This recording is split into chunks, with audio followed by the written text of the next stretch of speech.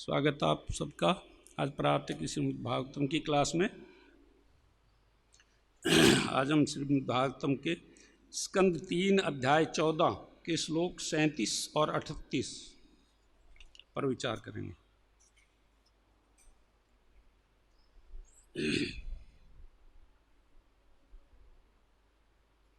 मैत्रेय उवाच स्वर्गस्य आशीषं लोक्याम्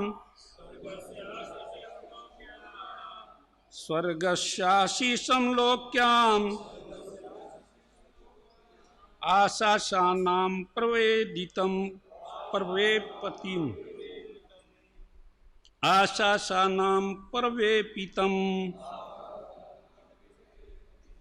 आशासानां प्रवेपतिम् निवृत्त संध्या नियमो भार्याम् अह प्रजापतिः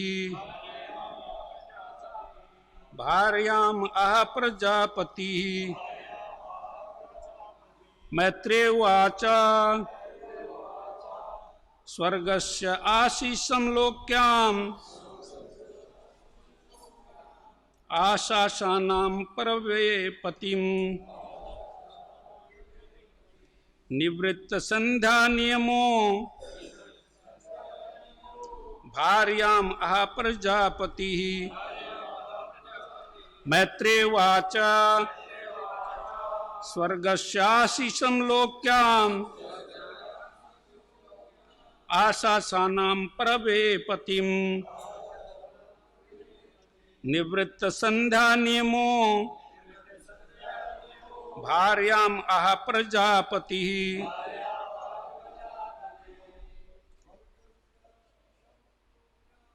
स्वर्गस्याशीषं लोक्याम् आशासानां प्रवेपतिम् निवृत्त संध्या नियमो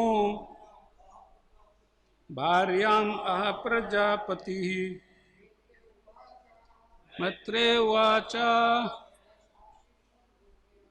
स्वर्गस्याशीषं लोक्याम् आशासानां प्रवेपतिम् निवृत्त संध्या नियमो भार्याम् अह प्रजापतिः मैत्रेय उवाच स्वर्गस्याशीषं लोक्याम् आशासानां प्रवेपतिम् निवृत्त संध्या नियमो भार्याम् अह प्रजापतिः मैत्रेय उवाच स्वसर्गस्याशीषं लोक्याम् प्रवेपतिम् निवृत्त संध्या नियमो भार्याम् अह प्रजापतिः। माता जी मैत्रेय उवाच स्वसर्गस्य आशीषं लोक्याम् आशासानां प्रवेपतिम् निवृत्त संध्या नियमो भार्याम् अह प्रजापतिः। शब्दार्थ मैत्रेय उवाच महर्षि मैत्रेय ने कहा स्वसर्गस्य अपनी ही संतानों का आशीषम कल्याण लोक्याम संसार में आशासा नाम इच्छा करते हुए परवेपतिम कांपते हुए निवृत्त टाल दिया संध्या नियमः संध्याकालीन विधि विधान भार्याम पत्नी से आह कहा प्रजापति जनक। अनुवाद और अनुवाद पढ़ता हूँ, इसमें तात्पर्य अन्य। उपाध्याय जी कहते हैं मैत्रेय ने कहा तब महर्षि कश्यप ने अपनी पत्नी को संबोधित किया, जो इस भय से कांप रही थी कि उसके पति का अपमान हुआ है। वह समझ गई कि उन्हें संध्याकालीन प्रार्थना करने के नैतिक कर्म से विरत होना पड़ा है। फिर भी वह संसार में अपनी संतानों का कल्याण चाहती थी। अगला श्लोक भी पढ़ता हूं। कश्यप उवाच अप्रायत्यात्, क्या है ये, अप्रायत्वात् आत्मनः ते दोषान् मोहतिक्वात् उतः मत निर्देश अतिचारेण देवानां च अतिहेलनात्। इसका शब्दार्थ पढ़ता हूं। कश्यपवात, विद्वान ब्राह्मण कश्यप ने कहा, अप्रायत्वात् दूषण के कारण, आत्मन मन के, ते तुम्हारे, दोषात अपवित्र होने, मोहतिकात मुहूर्त भर में, उत भी, मत मेरा, निर्देश अतिचारेण अत्यधिक उपेक्षा करने से, देवा नाम देवताओं का च भी, अतिहेलनात् अत्यधिक अवहेलित होकर। शब्दार्थ और अनुवाद पढ़ता हूं इसका। विद्वान कश्यप ने कहा, तुम्हारा मन दूषित होने और मुहूर्त विशेष के पवित्र होने, मेरे निर्देशों की तुम्हारे द्वारा उपेक्षा किए जाने तथा तुम्हारे द्वारा देवताओं की अवहेलना होने से सारी बातें अशुभ थी। तात्पर्य प्रभुपाद जी कहते हैं, समाज में अच्छी संतान पाने के लिए शर्तें हैं कि पति धार्मिक तथा कर्मकांडीय नियमों से अनुशासित हो और पत्नी पतिपरायण हो। भगवत गीता 7:11 में कहा गया है कि धार्मिक नियमों के अनुसार संभोग कृष्ण भावनामृत का स्वरूप है। संभोग करने के पूर्व पति तथा पत्नी दोनों को अपनी मानसिक स्थिति, काल विशेष, पति निर्देश तथा देवताओं के प्रति आज्ञाकारिता पर विचार करना चाहिए। वैदिक समाज के अनुसार यौन जीवन के लिए उपयुक्त शुभ समय होता है, जो गर्भाधान का समय कहलाता है। दीति ने शास्त्रीय आदेशों के सभी नियमों का उल्लंघन किया, इसलिए शुभ संतानें पाने के हेतु अतीव उत्सुक होने पर भी उसे यह बताया गया कि उसकी संतानें ब्राह्मण के पुत्र होने के योग्य नहीं होंगी। यहाँ पर स्पष्ट संकेत है कि ब्राह्मण का पुत्र सदैव ब्राह्मण नहीं होता। रावण तथा हिरण्यकश्यपु जैसे पुरुष वस्तुतः ब्राह्मणों से उत्पन्न थे, किंतु उन्हें ब्राह्मण के रूप में स्वीकार नहीं किया गया, क्योंकि इनके पिताओं ने उनके जन्म के लिए विधि विधानों का पालन नहीं किया था। ऐसी संतानें असुर या राक्षस कहलाती हैं। पूर्व काल में अनुशासन विधियों की लापरवाही से केवल 1 या 2 राक्षस थे, किंतु कलयुग में तो यौन जीवन पर कोई अनुशासन ही नहीं है। तब फिर कोई अच्छी संतानों की आशा कैसे कर सकता है? निश्चय ही अवांछित संतानें समाज में सुख का स्रोत नहीं हो सकती, किंतु कृष्ण भावनामृत के माध्यम से ईश्वर के नाम का उच्चारण करने से वे मानव स्तर तक ऊपर उठ सकते हैं। मानव समाज के लिए श्री चैतन्य महाप्रभु का यही अद्वितीय योगदान है। ओम ज्ञान तिम्रांधस्य ज्ञानांजन शलाकया चक्षुरुन्मीलितं येन तस्मै श्री गुरुवे नमः। श्री चैतन्य मनोभीष्टं स्थापितं येन भूतले स्वं रूपकदा मह्यं ददाति स्वपदान्तिकं। वन्देऽहं श्रीगुरु श्रीयुतपदकमलं श्रीगुरून् वैष्णवांश्च श्रीरूपं साग्रजातं सगण रघुनाथान्वितं तं सजीवं साद्वैतं सावधूतं परिगणसहितं कृष्णचैतन्यदेवं श्रीराधाकृष्णपदां सगण ललिता श्रीविशाखान्वितांश्च। हे कृष्ण करुणा सिंधु दीनबंधु जगतपते गोपेश गोपिका कांत श्री राधा कांत नमस्तुते। तप्त कांचन गौरांगी राधे वृंदावनेश्वरी वृषभानुसुते देवी प्रणमामि हरिप्रिय। वाञ्छाकल्पतरुभ्यश्च कृपा सिन्धुभ्य एव च पतितानां पावनेभ्यो वैष्णवेभ्यो नमो नमः। नमः विष्णुपादाय कृष्णप्रेष्ठाय भूतले श्रीमते भक्ति वेदांत स्वामिनीति नाम्ने। नमस्ते सारस्वती देवे गौरवाणी प्रचारिणे निर्विशेष शून्यवादी पाश्चात्य देश तारिणे। जय श्री कृष्ण चैतन्य प्रभु नित्यानंद श्री अद्वैत गदाधर श्रीवासादि गौर भक्त वृंद। हरे कृष्णा कृष्ण कृष्णा हरे हरे, हरे राम राम राम हरे हरे। हरे कृष्णा कृष्ण कृष्णा हरे हरे, हरे राम राम राम हरे हरे। हरे कृष्णा कृष्ण कृष्णा हरे हरे, हरे राम राम राम हरे हरे। मूकं करोति वाचालं पंगुं लंघयते गिरिं यत्कृपातमहं वन्दे श्रीगुरुं दीनतारिणं परमानन्दं माधवं श्रीचैतन्य ईश्वरम्।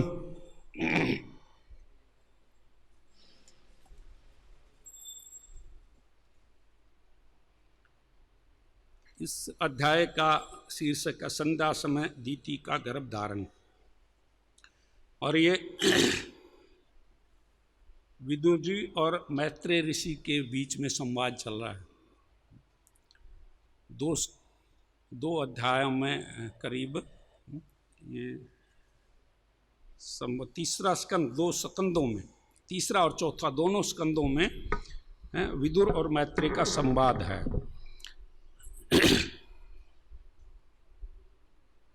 इससे पहले के श्लोक में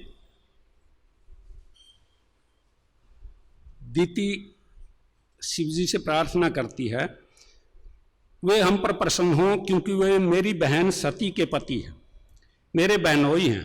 वे समस्त स्त्रियों के आराध्य देव भी हैं। वे समस्त ऐश्वर्यों के व्यक्ति हैं और उन स्त्रियों के प्रति कृपा प्रदर्शित कर सकते हैं जिन्हें असभ्य शिकारी भी क्षमा कर देते हैं।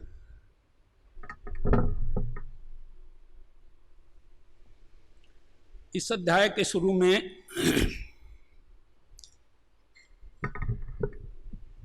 और इस अध्याय से पहले अध्याय में हमने पढ़ा था वर्रा भगवान का प्राकट्य। तो विदुर जी ने वर्रा भगवान के प्राकट्य के बारे में सुना और फिर उन्होंने पूछा, प्रश्न किया आगे कि मैंने सुना है कि भगवान ने स्वयं प्रकट होके, वराह रूप में प्रकट होके हिरण्याक्ष का वध किया था, तो उसके बारे में मैं सुनना चाहता हूं। तो इस प्रसंग में मैत्रेय ऋषि बताते हैं कि वराह भगवान 2 कल्पों में प्रकट होते हैं, एक स्वयंभू मनु कल्प में और दूसरे चाक्षुष कल्प में। एक कल्प में वो श्वेत वराह के रूप में होते हैं और दूसरे कल्प में वो लाल वराह के रूप में प्रकट होते हैं। तो ये मैत्रेय ऋषि ने दोनों कल्पों की कथाओं को मिला के एक ही बार में उनको बता दिया कि भगवान जो है पृथ्वी को जब अपनी वराह रूप में सूंड के ऊपर धारण करके ऊपर लेके आ रहे थे तो हिरण्याक्ष ने उनको रोकने का प्रयास किया। तो फिर उन दोनों के बीच में थोड़ा सा खिलवाड़ हुआ है और भगवान ने फिर उसको एक चांटा मारा और मर गया, इतने में मर गया है। हिरण्याक्ष का ऐसे वध कर दिया। तो हिरण्याक्ष और आगे फिर हिरण्यकश्यपु की भी कथा आएगी, पर यहाँ बताया उन्होंने कि दीति ने जो है अपने पति कश्यप मुनि से असमय में संतान उत्पत्ति के लिए प्रार्थना की। वो कामातुर थी, दीति जो है कामातुर थी, संतान भी चाहती थी, वो ईर्ष्या में भी थी क्योंकि उसने देखा था कि उनकी सौतों के कश्यप मुनि की कितनी पत्नियां हैं, 13 पत्नियां। दक्ष प्रजापति ने अपनी 13 पुत्रियों को जो है कश्यप मुनि को सौंपा था और ये सारी सृष्टि में जितने भी जीव हैं सब जो है प्राय कहा जाता है कि ये सारे कश्यप मुनि के हैं। एक दिन एक भक्त जो वृंदावन में कथा कर रहे थे और वो कह रहे थे अगर किसी को अपना गोत्र पता ना हो ना उसको कश्यप गोत्र बता देना चाहिए, हैं सबके गोत्र जो है कश्यप गोत्र हैं। पर भक्तों का गोत्र तो बताया गया। भक्त जो है भगवान जगन्नाथ बलदेव सुभद्रावाणी की जय, राधा दामोदर भगवान की जय। भक्तों का गोत्र क्या होता है? अच्युत गोत्र कहलाते हैं। भक्त जो है अच्युत गोत्र, भगवान के गोत्र से संबंधित है भक्त जो है अच्युत गोत्र कहलाते हैं। तो इस तरह दीति ने जब अपने पति से ये प्रार्थना की कि मेरी सारी बहन जो सौते हैं मेरी उन वो सब जो है उनके संतानें हैं सबके पास, मेरे कोई संतान नहीं है, तो मुझे भी पुत्र की कामना है, मेरी कामना पूर्ण कीजिए आप, आपका कर्तव्य है। तो हमने पीछे पढ़ा था कि कश्यप मुनि ने तभी तो यज्ञ किया था एक, और यज्ञ करके वो संध्या अपना माला पे जनेऊ को धारण करके और जब उन्होंने गायत्री मंत्र का जप शुरू किया था, तो उसी टाइम पे दीति जो है उनका वस्त्र, उनकी धोती को ऐसे खींच के, वस्त्र को खींच के और संभोग के लिए उनसे अनुरोध करने लगी। दीति बहुत कामातुर थी। प्रभुपाद जी एक तात्पर्य में कहते हैं जहाँ कर्दम मुनि और देवहूति का संवाद उनकी लीला चल रही है, तो देवहूति ने भी अपने पति से जब संतान उत्पत्ति के लिए प्रार्थना की तो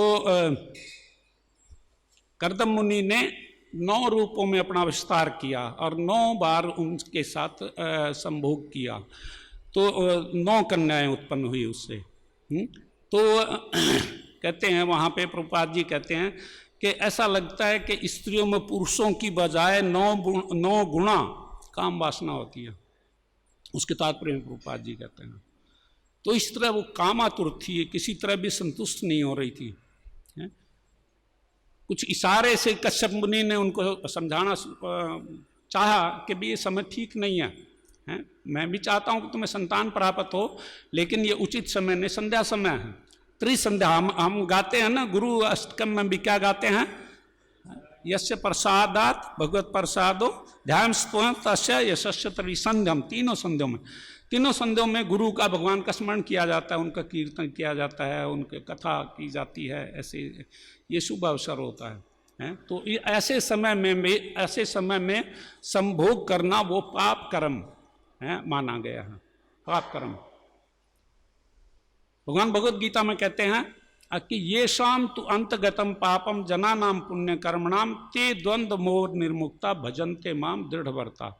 जिनके पापों का क्षय हो गया है, वो जो है द्वंद्व रूपी मोह से, सुख दुख सर्दी गर्मी आदि इन मोहों से मुक्त होके और मेरी दृढ़ भक्ति में वो लोग लगते हैं। इसके तात्पर्य में प्रभुपाद जी कहते हैं कि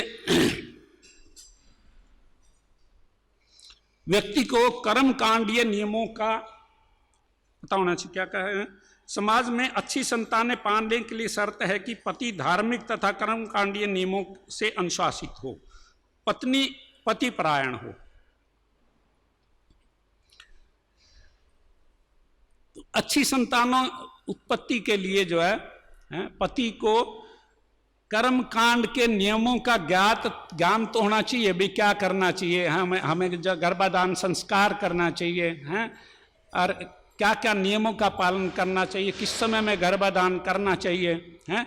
पर ये इन कर्म कांडीय नियमों का पालन करना इस युग में संभव नहीं है, कल युग में विशेष रूप से संभव नहीं है, क्योंकि कर्म कांड के नियमों के अनुसार जो है गर्भाधान से पहले, गर्भाधान संस्कार के दौरान जो है, उससे गर्भाधान से पहले देवताओं के लिए यज्ञ किया जाता है, भगवान विष्णु के लिए यज्ञ किया जाता है और उसमें देवताओं का भी आह्वान किया जाता है।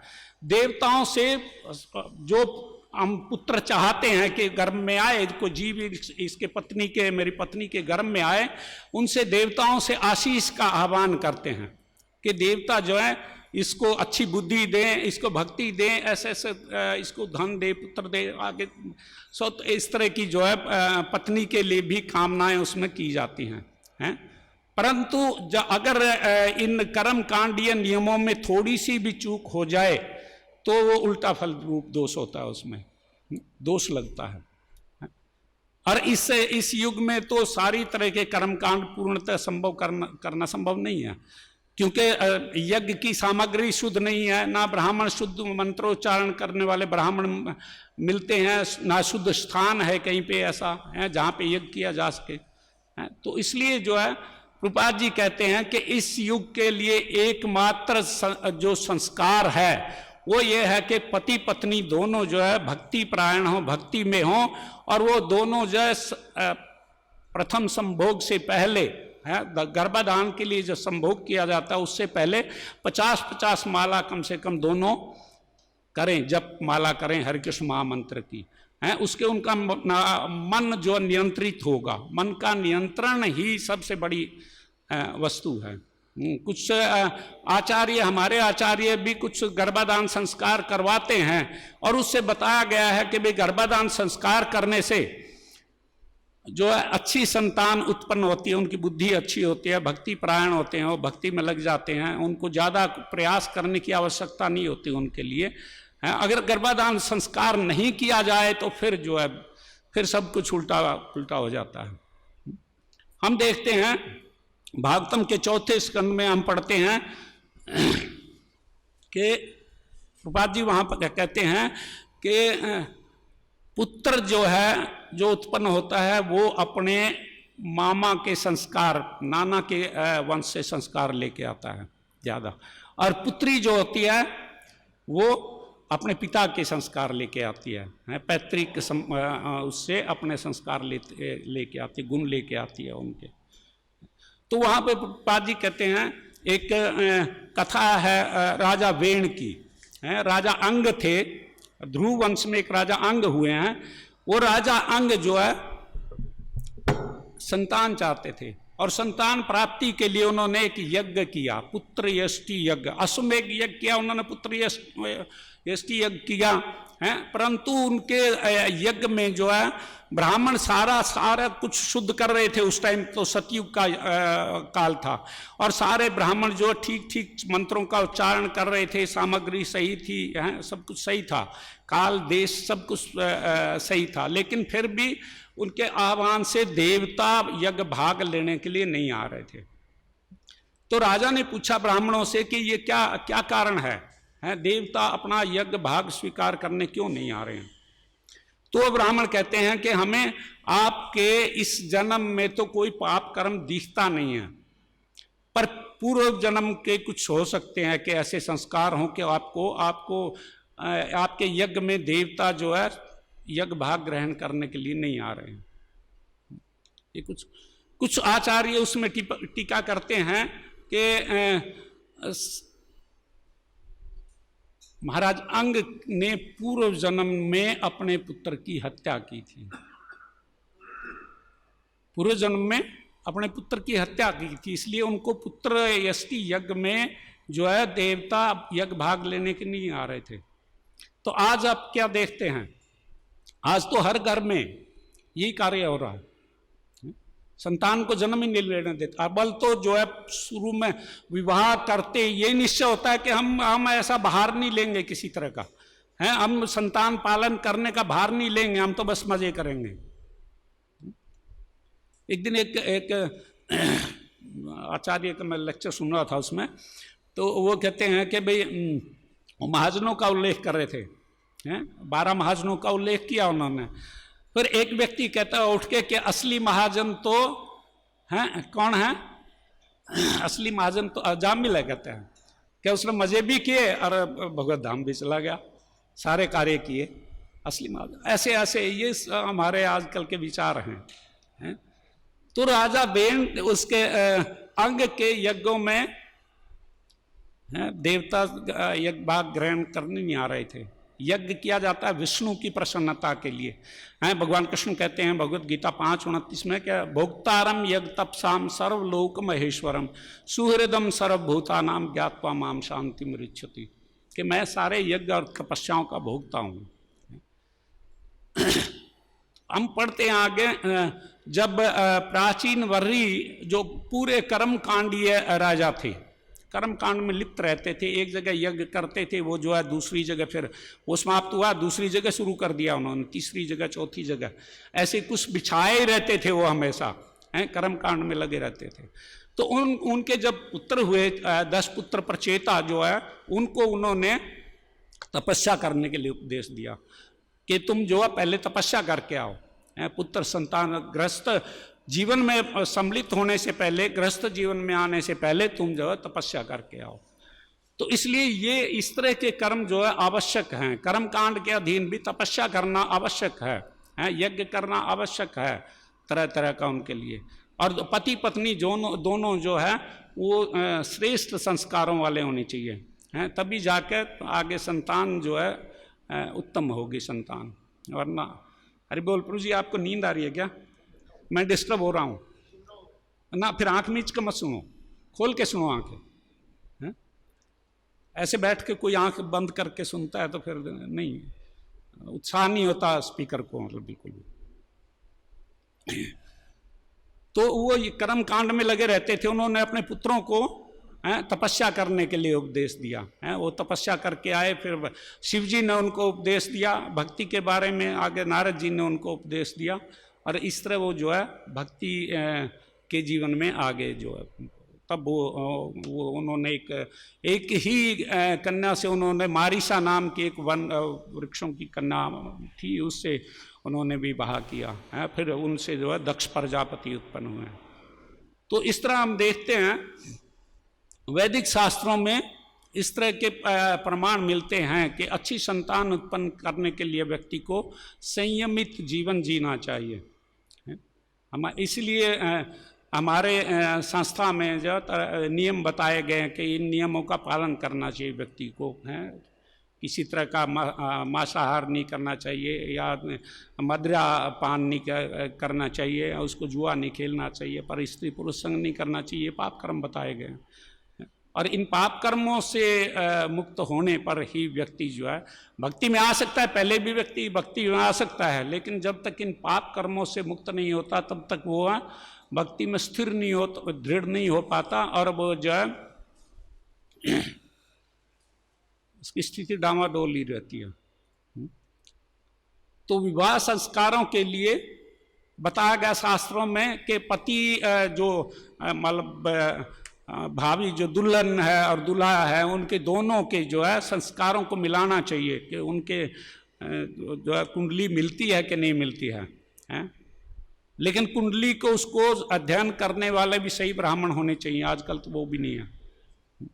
कुंडली वो कोई कुछ दूसरे इंटरेस्ट में ही कुंडली मिला देते हैं उनकी, फिर जो है फिर क्या होता है, फिर डाइवोर्स होता है।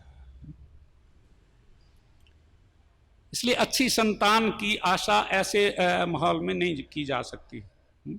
तो चैतन्य महाप्रभु कह रहे हैं, यहाँ पे कह रहे हैं प्रभुपाद जी इसके तात्पर्य में कि इस युग के लिए अच्छी संतानें समाज में सुख का स्रोत नहीं, निश्चय ही अवांछित संतानें समाज में सुख का स्रोत नहीं हो सकती, किंतु कृष्ण भावनामृत के माध्यम से ईश्वर के नाम का उच्चारण करने से वे मानव स्तर तक ऊपर उठ सकते हैं। कम से कम मानव तो बने। मानव और मनुष्यों में क्या अंतर है? महाभारत में बताया गया, आहार निद्रा भय मैथुनम च समान एतत् पशु भी नराणाम धर्मो ही तेषाम विशेषो अधिको धर्मेण ही न पशु भी समाना। आहार खाना पीना, निद्रा सोना, आहार निद्रा भय और अपनी सुरक्षा करना, मैथुन बच्चे उत्पन्न करना, ये सब में जो पशुओं में और मनुष्यों में समान रूप से हैं सब में। लेकिन मनुष्यों में क्या विशेष है? धर्मो ही तेषाम विशेषो अधिको, धर्म ही मनुष्यों के लिए विशेष है। धार्मिक कार्य विधियों का पालन करके हम जो है इस मनुष्य जीवन को सफल बना सकते हैं, अच्छी संतान उत्पन्न कर सकते हैं। समाज में जो है हैं, तभी शांति रह सकती है जब संतानें अच्छी उत्पन्न हो, वरना वेस्टर्न कंट्रीज की तरह तो हैं जैसे स्वच्छंद जहाँ संभोग की छूट है सबको, हैं तो कोई भी कुछ भी करे, घर को निकाल देते हैं, 18 वर्ष का होते ही बालक को घर से निकाल देते हैं, वो जो मर्जी करे। यहाँ तो सब जो है, हमारे यहाँ तो पुत्रियों को भी जब पहले कभी स्वयंवर की भी छूट दी जाती थी, तो स्वयंवर के टाइम पे भी पुत्री जो अपने पिता को बता सकती थी कि मैं फलां पति के रूप में चाहती हूँ उस व्यक्ति को, परंतु फिर भी अंतिम निर्णय जो है वो पिता पर निर्भर करता था। पिता के और माता पिता के संरक्षण में रहती है पुत्री जो हमेशा है। तो इसलिए इस युग में बताया गया है, क्या कहते हैं वो सुखदेव गोस्वामी 12वें स्कंद में कहते हैं, प्रायण अल्पायुषा कलो अस्मिन युगे जना मंदा सुमंद मतियो मंद भाग्या ही उपद्रुता।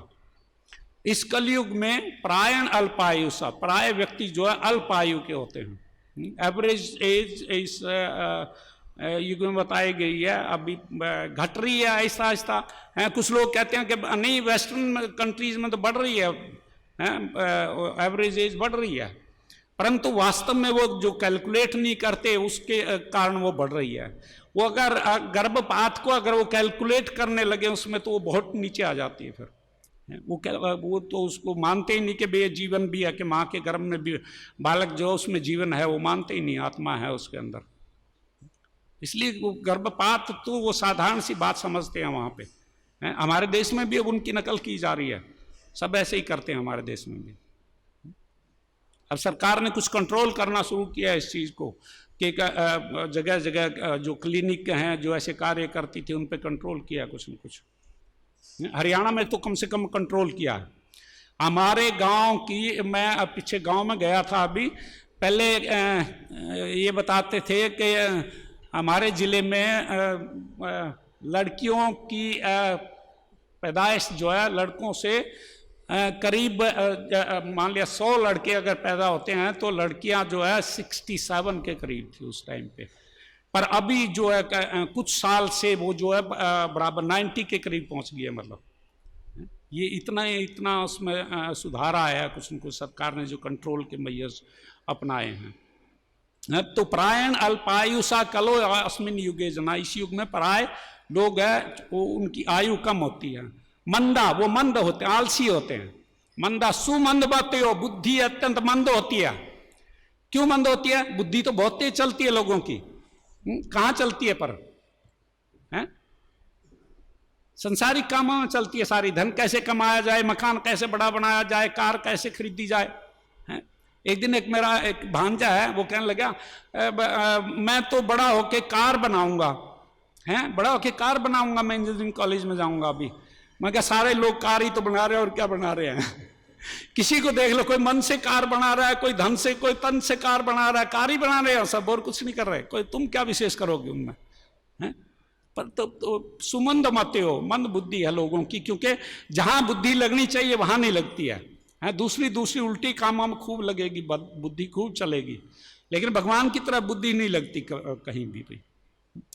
एक दिन पिछले हफ्ते में एक हमारी कॉलोनी में प्रोग्राम कर रहा था, मैं बता रहा था कि मंदिर में चल रहा है कि वो एक डिस्कवरी और परमानेंट हैप्पीनेस प्रोग्राम चल रहा है, उसमें भगवद गीता भी पढ़ाते हैं, ये वो करते हैं ऐसे।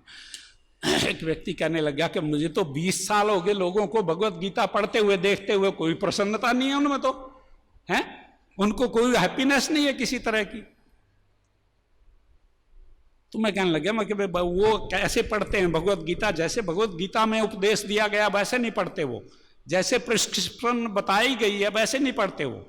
भगवद गीता को में से वो जो है कृष्ण को आनंद बताया गया है, आनंदमय अभ्यासात। कृष्ण को, आनंद को तो बाहर रख देते हैं वो उधर, और भगवद गीता पढ़ रहे हैं सारे। प्रभुपाद जी जब वेस्टर्न कंट्रीज में गए तो प्रभुपाद जी कहते हैं कि मेरे से पहले अंग्रेजी में जब प्रभुपाद जी ने भगवद गीता लिखी, उससे पहले 600 संस्करण थे, इंग्लिश में ही 600 संस्करण थे, लेकिन वो कोई भी प्रमाणिक नहीं था एक भी, और सारे ऐसे ही पढ़ रहे हैं। स्वतंत्र रूप से अपने आप भगवत गीता को समझने का प्रयास कर रहे हैं, गुरु के माध्यम से नहीं समझते, अपने आप समझने का। वो कृष्ण को बाहर निकाल दिया, वो भी फिर गीता को पढ़ रहे हैं। बड़े बड़े विद्वान जैसे डॉक्टर राधा कृष्ण के बारे में बताते हैं प्रभुपाद जी। प्रभुपाद जी डॉक्टर राधा कृष्ण की इंग्लिश की वो भगवत गीता लेके गए थे बाहर, हालांकि पर एक श्लोक से प्रभुपाद जी सहमत नहीं थे उसके, बाकी तो काफी स्वीकार किया प्रभुपाद जी ने। प्रभुपाद जी कहते हैं मनवा, जो श्लोक है ना, सर्वधर्मान परित्यज्य माम एकम शरणं व्रज अहम त्वां सर्व पापे विमोक्षयिष्यामि मा शुचा, कि हमें इस कृष्ण की शरण में ले जाने की जरूरत नहीं है, कृष्ण के अंदर से जो बोल रहा है उसके शरण में जाओ। तो कृष्ण को तो निकाल दिया उन्होंने, कृष्ण की शरण में जाने की आवश्यकता नहीं है, कृष्ण के अंदर से जो बोल रहा है निर्विशेष, जो उससे उसकी शरण में जाओ। तो ज्ञान कैसे होगा, प्रसन्नता कैसे आएगी? भगवत गीता आधार तो है, सारे ज्ञान का आधार है भगवत गीता। तो हमारे हालांकि निर्विशेषवादी थे वो, विवेकानंद जो है वर्ल्ड रिलीजियस कॉन्फ्रेंस में गए थे, तो वहां पे जो है जो सारे धर्मों के ग्रंथ रखे हुए थे और भगवत गीता भी थी वहां। तो एक व्यक्ति कहने लग गया कि आपकी भगवत गीता को तो इन्होंने सबसे नीचे रखा है, भगवत गीता को कोई महत्व नहीं दिया, सबसे नीचे रखा है। तो वो विवेकानंद ने क्या, वो भगवत गीता निकाल ली वहां से, सारे ढह गए। ये भगवत गीता तो आधार है सबका, सारे शास्त्रों का आधार तो भगवत गीता है। भगवत गीता जब तक हम नहीं पढ़ेंगे तो कैसे हम प्रसन्न हो सकते हैं, कैसे शांति मिलेगी, कैसे सुख मिलेगा? तो इसलिए प्रायण अल्पायुषा कलो अस्मिन युगे जगना मंदा सुमंद मतयो, मंद भाग्य उनका साथ नहीं देता, मंद भाग्य। क्यों भाग्य सा? क्योंकि उनको पता ही नहीं भाग्य क्या है। वो तो कहते हैं संसार में जो अनित्य जो वस्तुएं हैं, जो छूटने वाली हैं उनके लिए लगे रहते हैं वो तो बस। पुत्र है, धन है, पत्नी है, घर है, खेत है, खलियान, उनके लिए बस उनमें रुचि रहते हैं और कहीं है ही नहीं रुचि। तो उनको पता ही नहीं भाग्य क्या है। वो समझते हैं भाग्य तो केवल ये जो जिसने धन कमा लिया वो ही भाग्यशाली है, बड़ा मकान बना लिया वही भाग्यशाली है।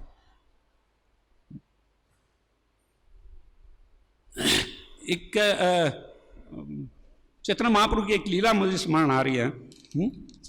जब चैतन्य महाप्रभु जो है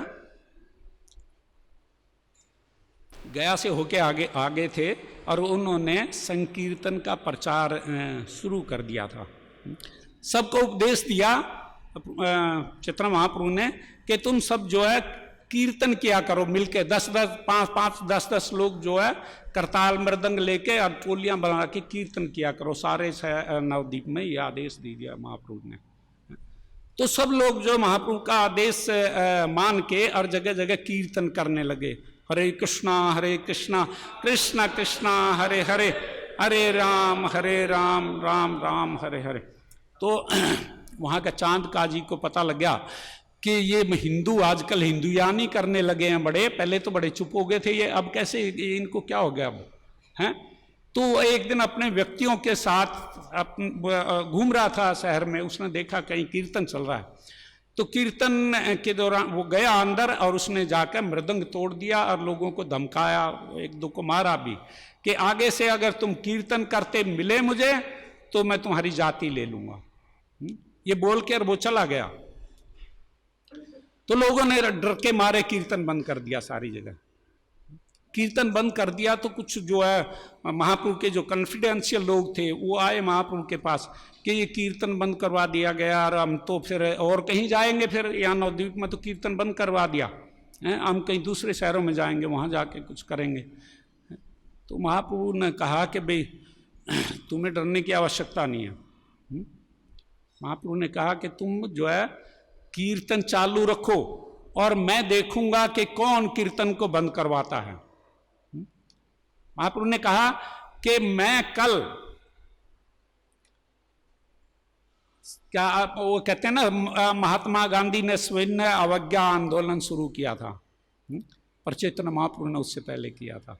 चैतन्य महाप्रभु ने कहा कि तुम सब जो है हर घर में से मसाल लेके आओ सब शाम को, हैं कल शाम को मसाल लेके आओ सब, और हम जो है जुलूस निकालेंगे और काजी को देखेंगे। महाप्रभु ने हाथ उठा के कहा कि मैं काजी के घर को फूंक दूंगा। ये कहा चैतन्य महाप्रभु ने, चैतन्य भागवत पढ़ के देख लो आप, कि काजी के घर को फूंक दूंगा मैं।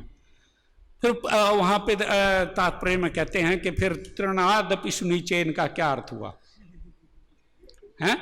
जब महापुरुष स्वयं कहते हैं कि मैं काजी के घर को फूंक दूंगा, तृणादपि सुनिचेन का सामंजस्य कैसे है इसका? है? तो उसके तात्पर्य में भक्ति सिद्धांत सरस्वती महाराज कहते हैं कि तृणादपि सुनिचेन तभी तक है जब तक भक्ति के अनुकूल कार्य हो। अनुकूलेन कृष्णानुशीलनम है, अनुकूल से संकल्प है। जब तक अनुकूल हो, अनुकूल भावना में हो वो, तब तक तो तृणादपि सुनिचेन रहना चाहिए। अगर हमारे तृणादपि सुनिचेन रहने से भक्ति के प्रतिकूल भावना की पुष्टि होती है तो उस टाइम तृणादपि सुनिचेन रहना कायरता है। ये महाप्रभु ने कहा कि कायरता है, तृणादपि सुनिचेन उस टाइम रहना कायरता है। तो इसलिए हम विरोध करेंगे हैं, जाके सब लोगों को आदेश दो कि कल जो है सब मसाल लेके। तो चैतन्य भागवत में लिखा गया है कि पिता अपनी मसाल बना रहा था, पुत्र अपनी मसाल बना रहा था, वहां पे करोड़ों लोग हैं मसाल लेके शाम को तैयार थे। मसाल लेके आए, पहले तो जलाई नहीं थी तब तक, मसाल लेके आए थे। हर घर में कहते हैं कई घरों में हजारों हजारों मसालें तैयार हुई, मतलब।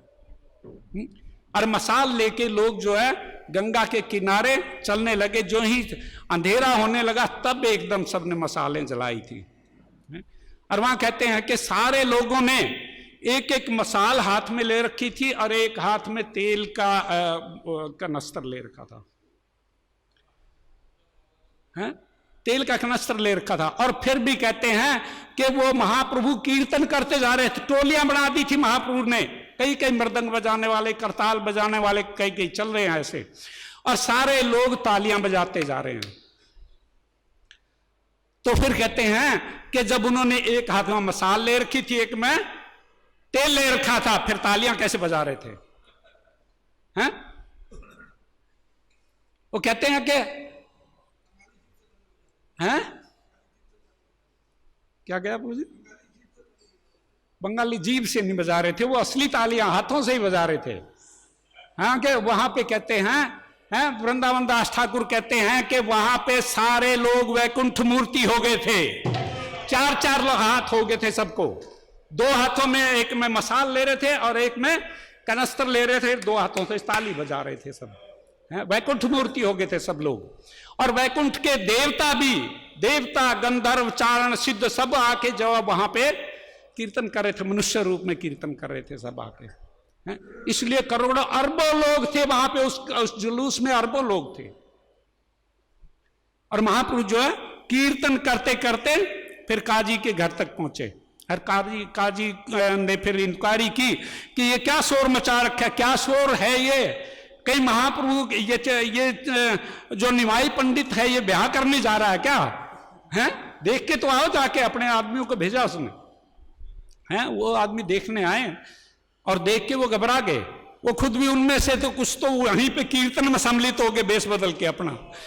हर कुछ जाके कुछ न जाके बताया काजी को, तो काजी छुप गया। फिर चेतना उसमें तो भागवत में तो यही बताया गया है कि काजी को इस तरह महाप्रभु जब उसके काजी के घर पे पहुंचे तो महाप्रभु ने आदेश दिया कि फूंक दो इस घर को।